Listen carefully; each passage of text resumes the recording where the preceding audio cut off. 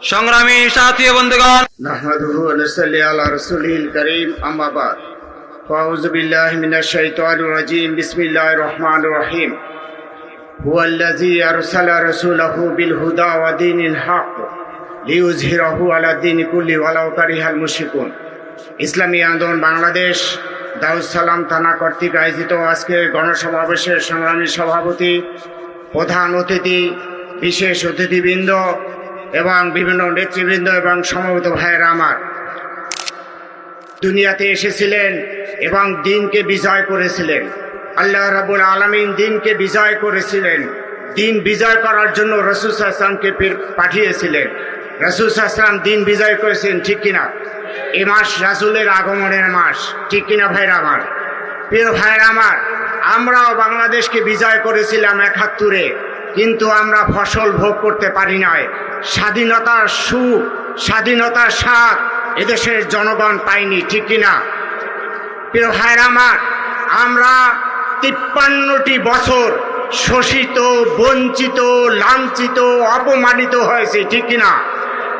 আবার আমরা এই ২০২৪-এ ৫ই আগস্ট আবার দ্বিতীয়বার স্বাধীন হয়েছি।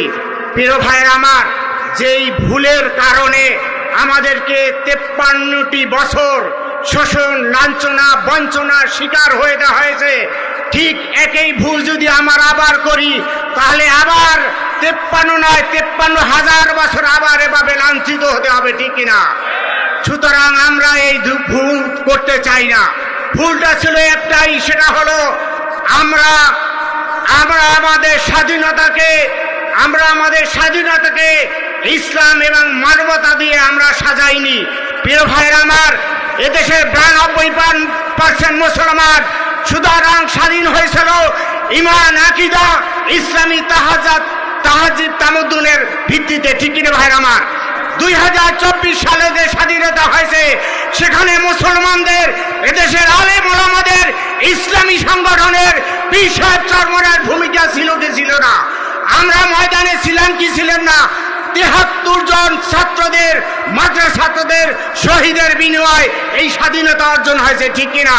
প্রিয় ভাইরা আমার, আমরা কি আবার রক্ত দেব? প্রিয় ভাইরা আমার, আমাদের ভাগ্যের পরিবর্তন ঘটানো সবাই এখনই, ঠিক কিনা?